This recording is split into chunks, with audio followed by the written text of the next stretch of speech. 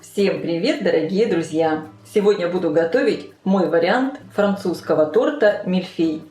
Сделать его в домашних условиях очень просто и быстро, особенно если использовать готовое слоеное тесто. Торт мильфей, на мой взгляд, ничем не уступает торту Наполеон, а может еще и вкуснее. Особый вкус придает ягодная прослойка в сочетании с нежным кремом и хрустящими слоеными коржами. Это настоящее наслаждение. Торт выглядит эффектно и украсит любой праздничный стол. Для приготовления крема мне понадобится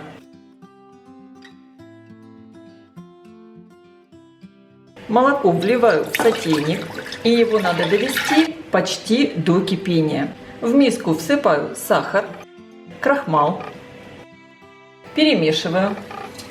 Также добавляю соль, добавляю яйца. Хорошо все перемешиваю до однородности, чтобы не было комочков. Молоко почти закипело, и часть горячего молока вливаю в сахарно-яичную смесь. Интенсивно перемешиваю.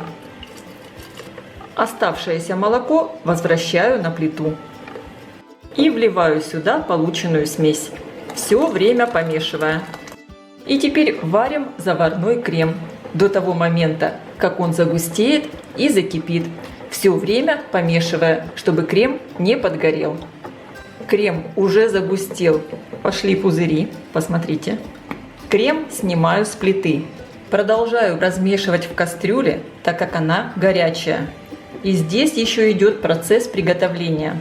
Посмотрите, какой получился крем. Очень гладкий, шелковистый, без единого комочка. Добавляю 2 чайные ложки экстракта ванили. Конечно, вместо экстракта ванили можно использовать ванильный сахар. Перемешиваю. Переливаю в миску. Закрываю миску пищевой пленкой.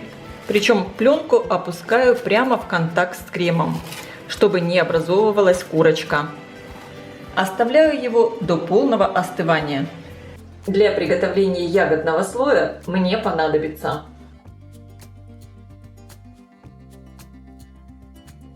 сотейник я поставила на плиту. Для моего рецепта я использую смесь ягод. Здесь у меня и клубника, и голубика, и ежевика, малина. Можно использовать любые ягоды, какие у вас есть на данный момент в морозилке. Всыпаю сахар. Сахар корректируйте по вкусу. И добавляю 1 столовую ложку крахмала. Перемешиваю. Довожу массу до кипения и проварю буквально в течение 1 минуты, чтобы ягоды стали мягче и сама масса загустела. Ягодный слой готов. Снимаю его с плиты и оставлю остывать. Закрываю сверху пленкой, причем пленку опускаю прямо в контакт, чтобы не образовывалась корочка. Коржи для торта я буду готовить из готового слоеного дрожжевого теста. У меня здесь 2 куска теста, всего вес 500 граммов. Я буду готовить 3 коржа. У меня тесто здесь раскатано очень тонко. Если у вас пласт теста более толстый, раскатайте его до толщины примерно 2 мм. При помощи разъемного кольца я вырежу корж. Диаметр моего коржа будет 21 см. Излишек теста я вот таким образом подрезаю.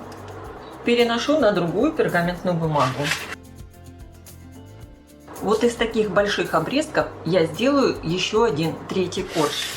А эти обрезки я буду использовать для украшения. Сделаю из них крошку. Чтобы коржи сильно не вздувались во время выпечки, я их накалываю вилкой. Сверху смазываю водой. Слегка присыпаю сахаром, чтобы коржи получились с карамельной сладкой корочкой. И отправляю корж выпекаться в хорошо разогретую до 200 градусов духовку примерно на 15 минут. Конечно, вы ориентируйтесь по своей духовке. Противень я ставлю на средний уровень, включен верх и низ. Пока выпекается первый корж, я подготавливаю следующее. Вырезаю круг точно такого же диаметра. Оставшийся кусочек теста переношу на другой пергаментный лист. Вот этот край я слегка смачиваю водой и склеиваю тесто из обрезков, для того, чтобы сделать еще один корж. Хорошо просто прижимаю пальцами.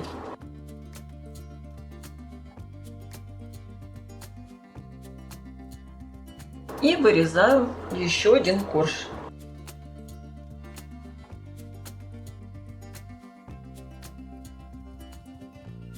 Вот этот цельный красивый корж я сейчас разрежу на секторы, на 8 частей. Это будет верхний корж. Снова хорошо все накалываю вилкой. Теперь вот эти вот кусочки теста я немного раздвигаю, чтобы они во время выпечки не соединились. Смазываю все водой и присыпаю сахаром. Первый корж испекся. Снимаю его на решетку и оставляю остывать. Вот такой замечательный корж получился, румяный сверху. Отправляю выпекаться следующий корж. И точно таким же образом подготавливаю третий корж из обрезков. Мой верхний слой из кусочков также уже испекся. Аккуратно в том же порядке, как запекались кусочки теста, выкладываю их на решетку и оставляю остывать. Выпекаю третий корж. Сливочное масло перекладываю в миску. Хорошо взобью масло примерно в течение 4-5 минут в пышную светлую массу.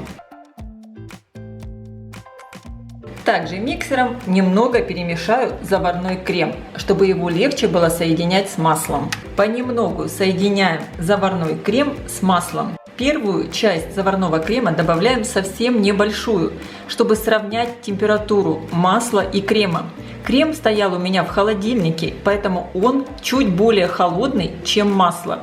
Если добавлять заварную основу в масло постепенно, крем никогда не расслоится. Таким образом, заварную основу я добавляю где-то в 4-5 приемов.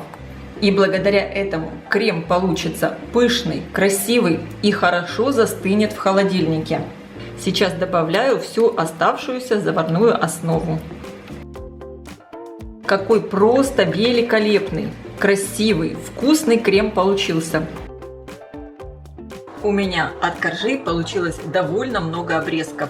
Конечно, все они мне не понадобятся для крошки, поэтому просто часть обрезков можно подать к чаю, как печенье.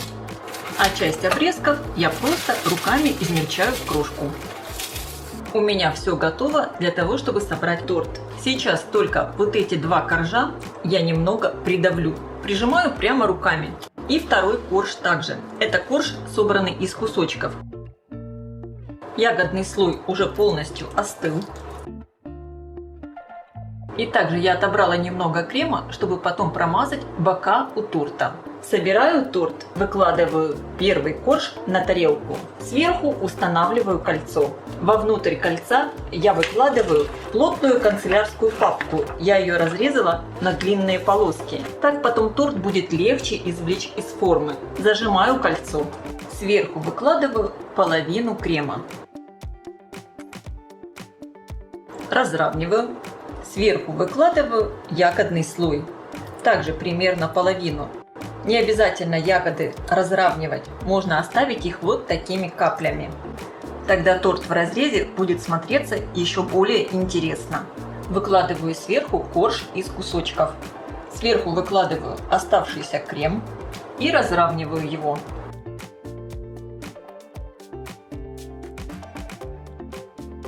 Теперь снова ягоды. Ну и буквально ложку ягод оставлю для украшения. Сверху выкладываю последний корж из кусочков.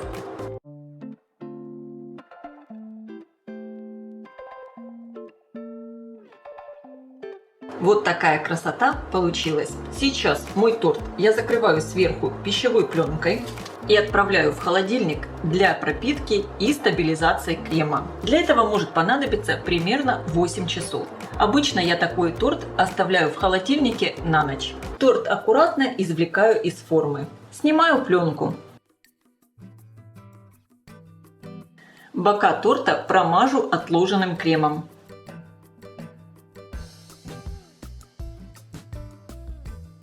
и обсыпаю крошкой. И сверху торт присыпаю сахарной пудрой. В центр торта выкладываю немного ягодной прослойки. Я желаю всем приятного аппетита. Ставьте лайки, пишите ваши комментарии. Делитесь этим новым видео с вашими друзьями в социальных сетях. Подписывайтесь на мой канал Люда Изикук. Позитивная кухня. Всем пока!